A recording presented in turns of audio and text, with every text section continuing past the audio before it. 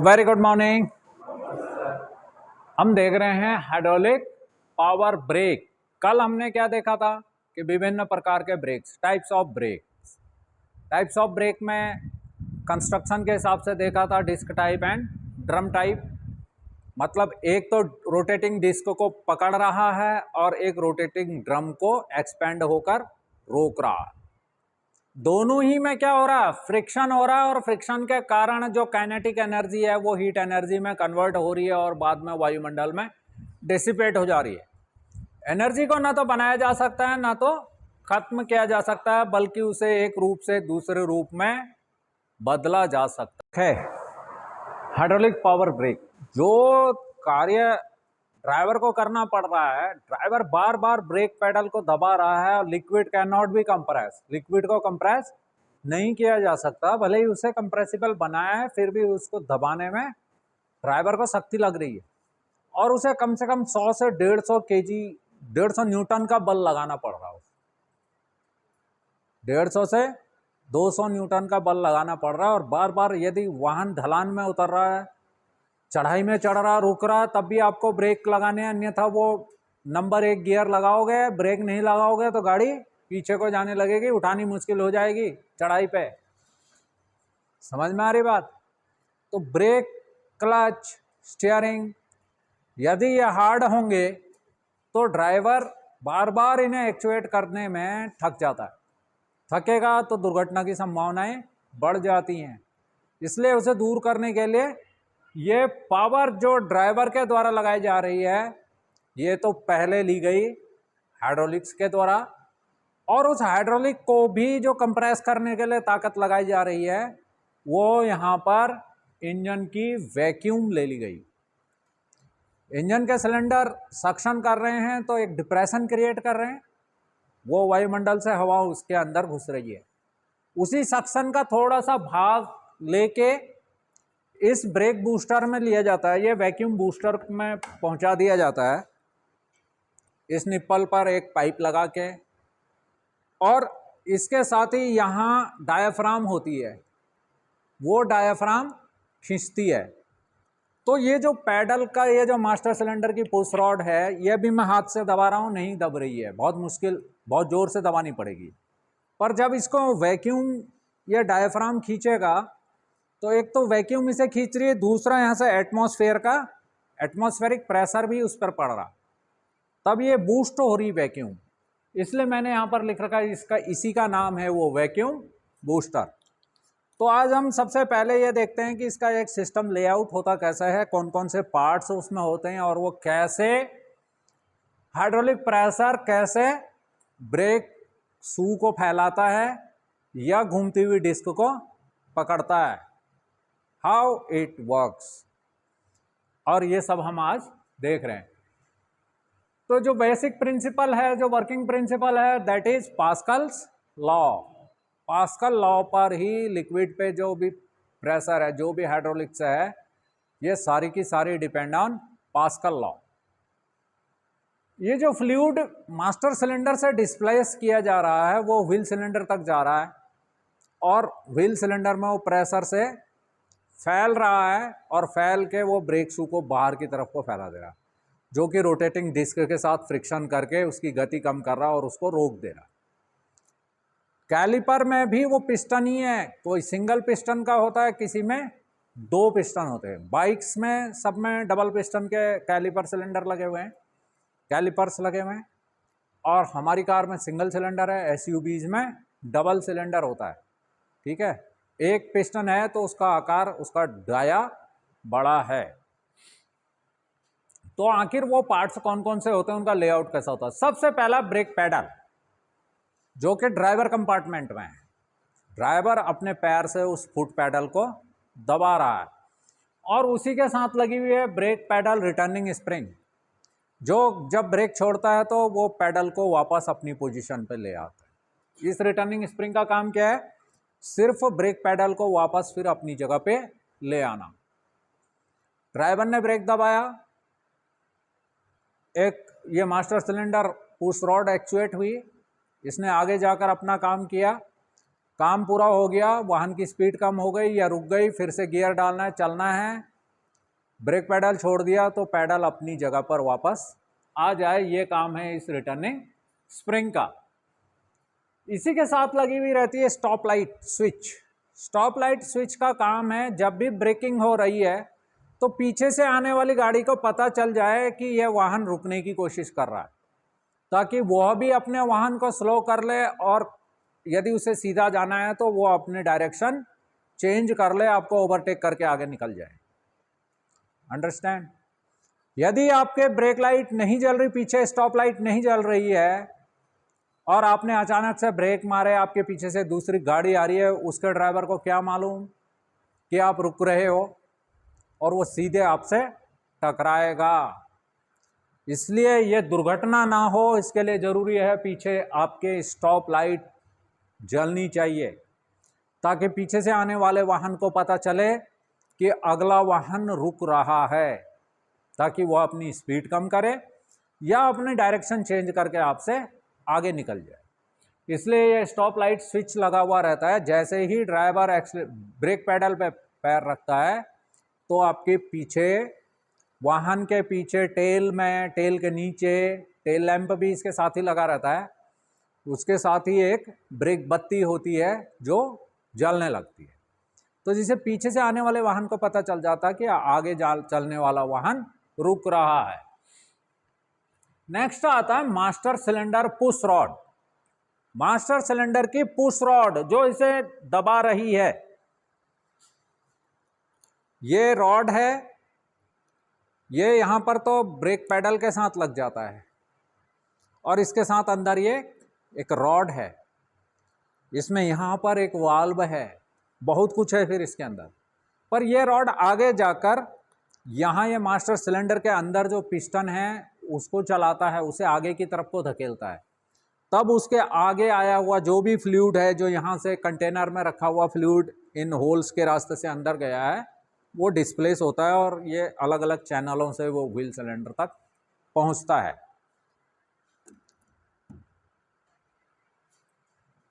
इस push rod के बाद आ रहा था वो वैक्यूम बूस्टर। उसके अंदर डायफ्राम लगी हुई है, एक तरफ तो वैक्यूम खींच रही है और दूसरी तरफ एक होल है एटमॉस्फेरिक प्रेशर। वैक्यूम क्या है? वैक्यूम एक डिप्रेशन है, मतलब वहां का दाब वायुमंडल के दाब से कम है, जिसके कारण एक चूषण शक्ति पैदा हो गई, खींचने की शक्ति पैदा हो गई उसके अंदर। तो उस वैक्यूम के प्रभाव से वो डायफ्राम आगे जा रहा है और उसको बूस्ट कर रहा है एटमॉस्फेरिक प्रेशर।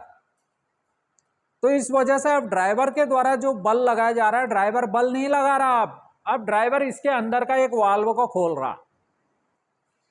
जैसे ही उसने पैडल के ऊपर प्रेस किया तो यहां पर का वाल्व खुलता है, इसके अंदर एक वाल्व है जो खुलता है, उसके खुलने से इंजन की वैक्यूम इसके अंदर आ रही है। और इसे जब खोलेंगे तो इसके अंदर भी एक परफोरेटेड स्लीव है, वहां भी वाल्व है, वो भी खुल रहा, तब ये इजीली अंदर जा रहा। ब्रेक बहुत मुलायम है, कोई हार्ड नहीं है, वो बहुत स्मूथ है, ड्राइवर को ज़्यादा शक्ति नहीं लगानी पड़ रही। जो शक्ति है वो यहाँ से, एक तो वैक्यूम, इंजन की वैक्यूम जब अंदर आ रही है वो डायफ्राम को खींच रही है, और पीछे से एटमॉस्फेरिक प्रेशर भी दबाव डाल रहा है, जिसके कारण पुश रॉड आगे जाकर फिर इसके फ्लूइड को डिस्प्लेस कर रही है। इस वजह से वो fluid under pressure wheel cylinder या डिस्क कैलिपर तक जा रहा है। ठीक है, तो नेक्स्ट पार्ट है वैक्यूम बूस्टर के बाद ये जो लगा हुआ है यही है मास्टर सिलेंडर। ये बड़ा सिलेंडर है इसलिए ये मास्टर सिलेंडर है, सारा काम इसी ने करना है। यहां से जो फ्लूइड डिस्प्लेस हुआ है वो उसने जाकर आगे व्हील सिलेंडर्स को डिस्प्लेस करना है। जब मैंने तुम्हें क्लच पढ़ाया था उसमें बताया था कि इसका एरिया बढ़ा देंगे, उसका छोटे सिलेंडर का कम कर देंगे तो क्या होगा, ये छोटा ही सिलेंडर है मगर उसका एरिया बढ़ा देंगे तो क्या होगा, बताया था। F/A is equal to F/A, F/A वैसे जाता ही रहेगा। ये पूरा इक्वेशन कराई थी मैंने, तुम नहीं पढ़ रहे हो तो that is not my business. ठीक है, सीखना तुम्हें है, मैं अपनी तरफ से पूरी तरह सिखा रहा हूं, तुम नहीं सीख रहे हो तो ये तुम्हारी मक्कारी है। समझ में आ गई बात? वही चीज को मैं बार बार नहीं बताऊंगा, एक ही चीज को मैं पूरे 2 सेमेस्टर तक वही चीजें या 2 साल तक वही चीजें नहीं बोलूंगा। ठीक है, इसका जो भी फ्लूइड डिस्प्लेस हुआ वो गया आगे। इसी मास्टर सिलेंडर के अंदर क्या है वो तो मैं तुम्हें इसे खोल के दिखाऊंगा। अभी बोल दूं मैं इसमें एक पिस्टन इधर है, उसके आगे प्राइमरी सील है, पीछे सेकेंडरी सील है, ये दिखाई है सिंपल मास्टर सिलेंडर में क्लच पढ़ाते समय। क्लच सिलेंडर भी खोल के दिखाया था, सेम चीज इसके अंदर भी है, वही चीज है, वैसे ही पिस्टन, वही प्राइमरी सील, सेकेंडरी सील, और पीछे ये डस्ट बूट, सब कुछ सील है ताकि वो फ्लूइड ना पीछे को लीक करे ना आगे को लीक करे। फिर आगे piston returning spring, check valve, इसमें 2 पिस्टन है इसलिए ये टेंडम मास्टर सिलेंडर है। टेंडम का मतलब 2, एक सिलेंडर ये है, आधा सिलेंडर इधर है पूरा एक ही सिलेंडर लेकिन इसके अंदर है 2 पिस्टन। समझ में आ रही बात? दोनों चैनल अलग अलग हैं, एक वाला ये फ्रंट का लेफ्ट और रियर का राइट, ये वाला फ्रंट का राइट और रियर का लेफ्ट। ये इस तरह से डायगोनल डिस्ट्रीब्यूशन किया गया है ब्रेक फोर्स का, ताकि किसी कारणवश यदि एक व्हील का सिलेंडर खराब हो जाता है हम उसे बंद कर दें और बाकी 2 और 3 व्हील काम करते रहें, ताकि वाहन को किसी नियरेस्ट सर्विस स्टेशन तक ले जाकर इसको या तो ओवरऑल कर लें या फिर इसको रिप्लेस कर दें। आ गई बात समझ में? यदि ब्रेक पाइप फटा हुआ है तो उसको ब्रीजिंग की जा सकती है काम चलाने के लिए। यदि मास्टर सिलेंडर नहीं मिल रहा है, मास्टर सिलेंडर की कोई प्रॉब्लम नहीं है, व्हील सिलेंडर की कोई प्रॉब्लम नहीं है, तब भी वाहन को पहुंचाया जा सकता है नियरेस्ट स्टेशन तक, इसलिए ऐसी व्यवस्था की गई है। मास्टर सिलेंडर के बाद ब्रेक पाइप्स, और उसी ब्रेक पाइप से फिर एक फ्रंट में, जब अगर फ्रंट के आगे डिस्क और पीछे ड्रम है तो आगे जाकर वो कैलिपर में जा रहा है। कैलिपर में भी एक सिलेंडर है, उसमें भी एक पिस्टन है जो डिस्प्लेस हो रहा है, और वही पिस्टन जाकर पैड को दबा रहा है। जब पैड दब रहा है तो कैलिपर ऊपर से 2 स्लाइडिंग पिन के द्वारा जुड़ा हुआ है, तो वो पूरा का पूरा कैलिपर ये जब अंदर की तरफ को जा रहा है तो उसका बाहरी वाला हिस्सा भी ऐसे आ रहा है और वो घूमती हुई डिस्क को ऐसे पकड़ ले रहा है। कैसे पकड़ रहा है अभी गाड़ी के पास जाके दिखाते हैं। ठीक है, उसका एक्शन हो क्या रहा है ये देखना है।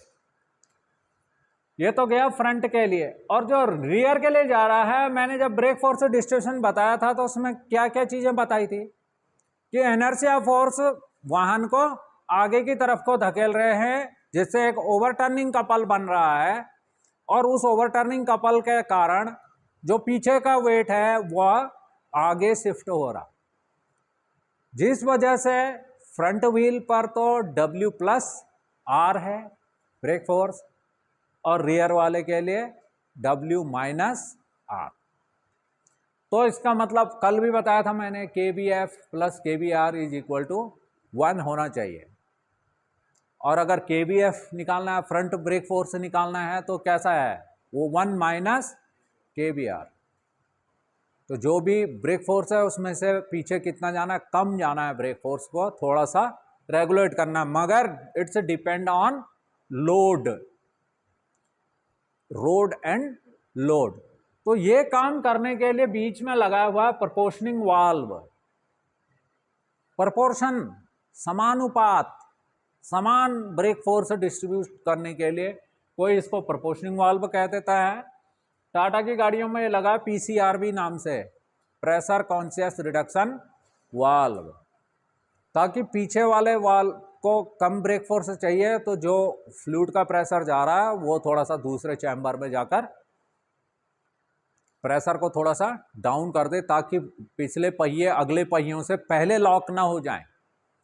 पहिए लॉक होंगे तो क्या होगा, इस पर भी पहले बात हो चुकी है। PCRV से होता हुआ यह फ्लूइड जाता है व्हील सिलेंडर में, रियर में अगर ड्रम ब्रेक हैं तो उनके साथ होगा एक व्हील सिलेंडर। व्हील सिलेंडर निकाल कर रखना है यहाँ पर, ठीक है, निकाल दे व्हील सिलेंडर। और फिर वही व्हील सिलेंडर के अंदर जो दो पिस्टन हैं, व्हील सिलेंडर समांतर रेखाएं हैं।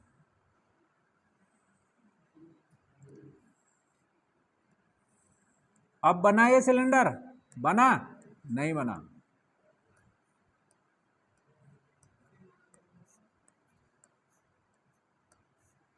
अब बना, ठीक है।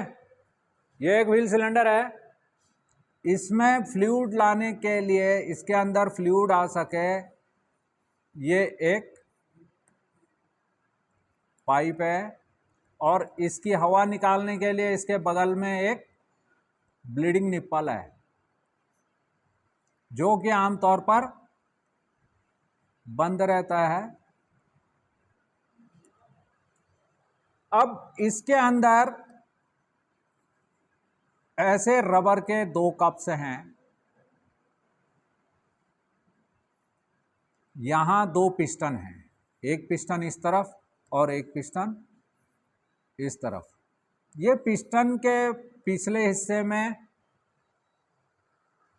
ब्रेक शू के बैठ सके ऐसी व्यवस्था है, और इसके बीच में एक रिटर्निंग स्प्रिंग है। इसमें फ्लूइड भरा है मास्टर सिलेंडर से, फिर फ्लूइड आया, यहां प्रेशर बढ़ा, प्रेशर बढ़ने से ये कप इस तरफ को, एक इस तरफ को डिस्प्लेस हुआ, दूसरा इस तरफ को डिस्प्लेस हुआ। इस कप ने इस प्रेशर पिस्टन पे दबाव डाला, ये वाला पिस्टन बाहर को निकला इधर को, ये वाला पिस्टन इधर को बाहर निकला, और इससे लगा हुआ ब्रेक शू भी बाहर फैल कर ड्रम को पकड़ लेता है, रोटेटिंग ड्रम को। अभी जाकर गाड़ी में देखेंगे, ठीक है।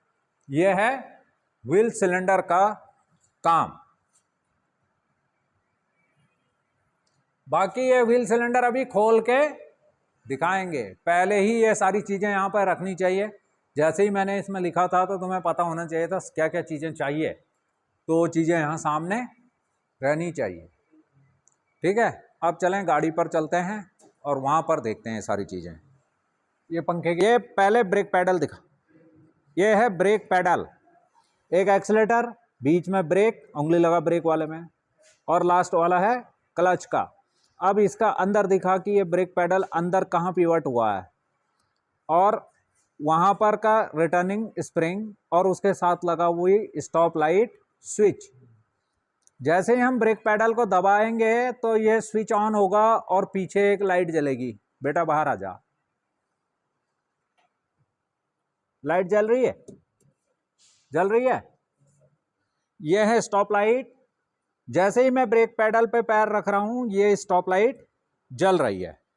अब आगे आ जा बेटा, रुक जा तू। ये पहिया फ्री रोटेट कर रहा है, अभी इंजन की कोई पावर नहीं ली जा रही है, और मैं बिना पावर दबाए लगाए ही ये ब्रेक पैडल दबाया तो ये घूमता हुआ पहिया रुक गया। एक बार और घुमा, अब मैंने ब्रेक पैडल छोड़ दिया तो रिटर्निंग स्प्रिंग ने पैडल को वापस अपनी स्थिति में ले आया, तेज चला, ये घुमाया और मैंने ये ब्रेक अप्लाई किया, ये रुक गया।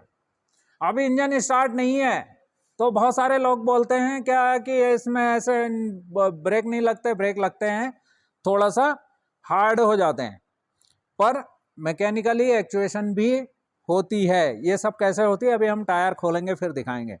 अभी इसको मैं इंजन को स्टार्ट कर रहा हूं, फिर देखो हल्का सा, मेरे को ज़्यादा जोर नहीं लगाना पड़ेगा, तब क्या होता है। मैंने इंजन को स्टार्ट कर दिया।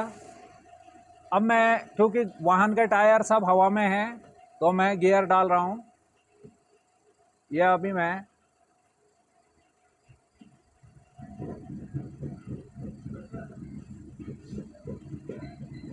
कोई बात नहीं, वो लूज है, लूज है वो पहिया, कोई बात नहीं है। रुक गया ना, ये क्योंकि क्लच नहीं दबाया था इस वजह से ये गाड़ी बंद हो गई। अब वो पहिए को खोल दे। कमलेश को भाभी की धोती नहीं मिली तो उसने लाके मेरे हाथ में ये एक्चुअली इसका प्रयोग ब्रेक पार्ट्स में नहीं करना है, इसका प्रयोग सिर्फ सफाई के कार्यों में करना है। ये पूरा सिस्टम लेआउट तुम्हें यहाँ से दिखाते हैं। सिलेंडर का कंटेनर जिसके अंदर ब्रेक फ्लूइड रखा जाता है, और इसमें दो मार्क होते हैं, ये मैक्सिमम का और इसके नीचे होगा ये मिनिमम का। तो ये हमेशा ब्रेक फ्लूइड मैक्सिमम लेवल तक भरा हुआ होना चाहिए। आगे बात समझ में। इसके लेवल का इंडिकेटर के लिए यहाँ पर एक कपलर लगा हुआ है। यदि ब्रेक फ्लूइड का लेवल पूरा नहीं होगा तो आपके इंस्ट्रूमेंट पैनल पर एक रेड कलर का लैंप जल जाएगा जो बताएगा कि आपके कंटेनर में ब्रेक फ्लूइड नहीं है, उसे टॉप अप करें। सबसे पहले सवेरे इंजन स्टार्ट करने से पहले इंजन ऑयल का लेवल देखना है, कूलेंट का लेवल देखना है, ब्रेक फ्लूइड का लेवल देखना है। यदि हाइड्रोलिक क्लच है तो क्लच के फ्लूइड का लेवल देखना है। पावर स्टीयरिंग पंप का फ्लूइड है ये, इसका लेवल चेक करना है। विंड शील्ड जो वाशर है जो कि विंड शील्ड को धोता रहता है, उसमें पानी का लेवल पूरा होना चाहिए। इंजन ऑयल पूरा है, ब्रेक फ्लूइड पूरा है, सारे फ्लूइड ओके हैं। बैटरी को हर हफ्ते चेक करना चाहिए, उसके अंदर इलेक्ट्रोलाइट का लेवल पूरा होना चाहिए, और टाइम बे टाइम पर उसकी ग्रेविटी भी चेक कर लेनी चाहिए। तो इस मास्टर सिलेंडर में भरा हुआ फ्लूइड, इस कंटेनर में भरा हुआ फ्लूइड इस पाइप के रास्ते से ये नीचे मास्टर सिलेंडर लगा हुआ है। ये 4 चैनल मास्टर सिलेंडर है। वो जो मैंने तुम्हें दिखाया था वो 2 चैनल मास्टर सिलेंडर था। उसमें एक पाइप फ्रंट के लेफ्ट और रियर के राइट के लिए और दूसरी फ्रंट राइट और रियर लेफ्ट के लिए गई थी। परंतु ये दूसरा टाइप का मास्टर सिलेंडर है, इसमें हर सिलेंडर के लिए अलग अलग पाइप गया हुआ है। और इसी के पीछे लगा हुआ है ये काले रंग का, वो ये इंटरकूलर की वजह से मेरा हाथ वहां नहीं पहुंच पा रहा है, वो है वैक्यूम बूस्टर। ये लेआउट गाड़ी पे दिखाने का मतलब यह है कि कल के दिन तुम कहीं किसी वर्कशॉप में काम कर रहे हो और तुमसे कहा जाओ मास्टर सिलेंडर खोल के लाओ, और तुम ढूंढते रहो कहाँ है कहाँ है कहाँ। तो ये ब्रेक पैडल के साथ ही लगा हुआ है, इसके साथ इतने सारे अटैचमेंट हैं, सारे खुलेंगे तब वो बाहर निकलेगा। ठीक है।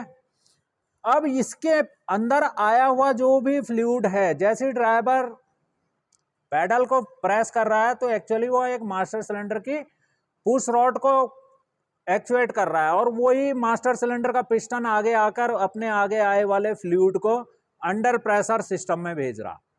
समझ में आ रही बात। अब आगे के डिस्क पैड कैसे काम करते हैं। ये है डिस्क, गियर से निकाल ले, गाड़ी का न्यूट्रल कर, थोड़ा सा ऊपर उठा ले, बस हो गया, गुड। लॉक भी कर दी। वैसे अभी पूरी उठानी पड़ेगी। है डिस्क, ये घूम रही है। अब होता क्या है, और ये जो इसके साथ है ये है कैलिपर। ये पूरी असेंबली है कैलिपर। इसके अंदर लगे हुए हैं ये हैं डिस्क पैड। एक पैड इस तरफ से लगा है और दूसरा पैड इस तरफ से लगा है, यानी एक आगे और एक पीछे यहां। और ये है पूरा कैलिपर का सिलेंडर। ये पाइप आया हुआ है मास्टर सिलेंडर से। जो मास्टर सिलेंडर का पिस्टन आगे चला, उसने जो फ्लूइड डिस्प्लेस किया वो इस पाइप के रास्ते से इस सिलेंडर में आया। और जब हम इसको हटाएंगे तो यहाँ ये है ब्लीडिंग निप्पल। जब भी ब्रेक फ्लूइड चेंज करना है तो हमें इसी ब्लीडिंग निप्पल को ढीला करना है और ब्रेक पैडल को प्रेस करना है, 4-5 बार पंप करके दबा के रखना है। इस रास्ते से सारा फ्लूइड निकल जाता है। यही प्रक्रिया ब्लीडिंग में करनी है। इसको पहले टाइट रखना है, ब्रेक मास्टर ऊपर कंटेनर में फुल भर लेना है फ्लूइड को, फिर 5-6 बार पैडल को पंप करना, दबा के रखना है, तब जाकर इसको लूज करना है। यहाँ से एयर के बबल आएंगे और ब्रेक फ्लूइड आएगा। फिर इसे टाइट करना है, फिर से मास्टर सिलेंडर को टॉप अप करना है, फिर वही क्रिया करनी है, पंपिंग करना है, दबा के रखना है, फिर इसको लूज करना है।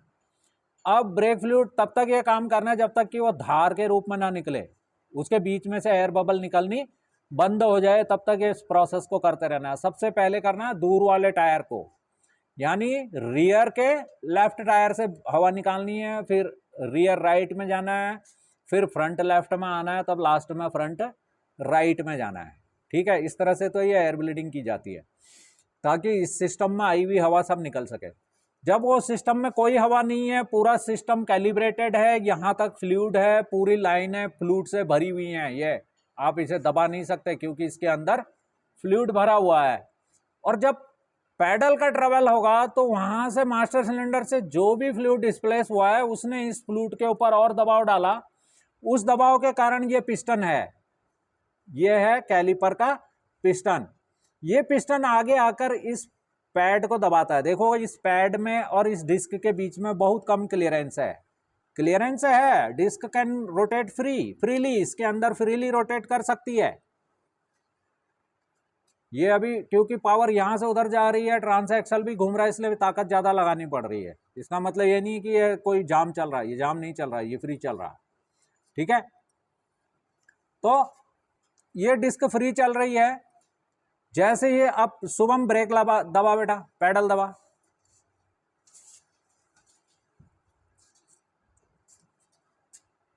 अब बच्चे ने पैडल दबा दिया है।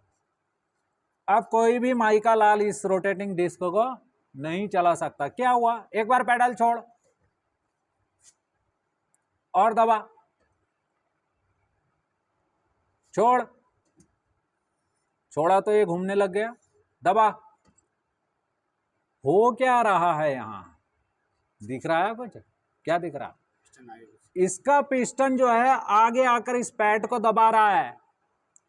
वो पैड यहां पर ये दो पिनें लगी हुई हैं, ये इन पिनों के कारण जब इधर से दबाव पड़ रहा तो ये वाला हिस्सा भी इसी की तरफ अंदर की तरफ जा रहा, तब ये दो पैड इस घूमते हुए डिस्क को पकड़ ले रहे। अब ये पकड़ लिया इन्होंने, छोड़ दे बेटा, पैडल से पैर हटा दे, ये अब ये फिर से चलने लगे। इस तरह से डिस्क ब्रेक काम करते हैं। ड्रम ब्रेकों में जो काम यहाँ कैलिपर कर रहा है, वहां पर इधर पर एक व्हील सिलेंडर लगा हुआ है, उसके अंदर के पिस्टन बाहर की तरफ को फैल रहे हैं, बाहर की तरफ को फैल कर जो ब्रेक शू इस तरह से लगे हुए हैं उनको बाहर की तरफ को धकेल दे रहे हैं वो, और वो घूमते हुए ड्रम को पकड़ ले रहे हैं। पिछले वाला व्हील को चला उधर दिखा, आगे की तरफ को चला, पीछे को चला रहा, आगे को चला, तेज तेज चला, उसे फ्री है वो। हाँ, अब ब्रेक लगा, ब्रेक दबा, फिर ये तो चल ही रहा। हैंड ब्रेक डाउन कर रहे, चल अब चला, ब्रेक दबा, ओके। आपने क्या देखा, जब हद तक हमने गाड़ी स्टार्ट नहीं की थी तब तक डिस्क तो लॉक हो जा रहे थे, पर पीछे ड्रम ब्रेक लॉक नहीं हो रहे थे। अब हमने इंजन स्टार्ट कर दिया, घुमा बेटा, दोनों पहिए फ्री रोटेट कर रहे हैं, ब्रेक लगा और एक साथ रुके, फिर चला, दोनों को चलाओ और वो आगे वाले पहिए को भी चला, तो आगे वाले पहिए को भी चला एक बच्चा, हाँ चला, फ्री चला, अब ब्रेक लगा, एक साथ रुके, चारों पहिए एक साथ रुकने चाहिए। ये नहीं कि एक पहिया रुक गया और बाकी तीन चल रहे हैं, या दो पहिए रुक गए, दो पहिए चल रहे हैं, तीन पहिए रुक गए, एक पहिया चल ही रहा। ऐसा नहीं होना चाहिए। तुम्हें यहाँ पर दिखाने का मतलब ही यही है। एक बार फिर से ये जो पहिए खुले हुए हैं इनको घुमाओ तेजी से, तेजी से। अब बेटे ब्रेक लगा ले, रुका, देखा कि तीन के तीन पहिए एक साथ रुके, ऐसा ही होना चाहिए।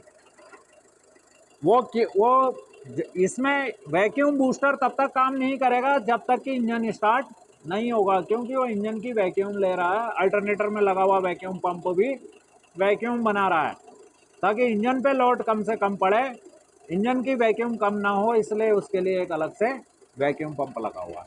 ठीक है, so it's enough for the day, have a great day.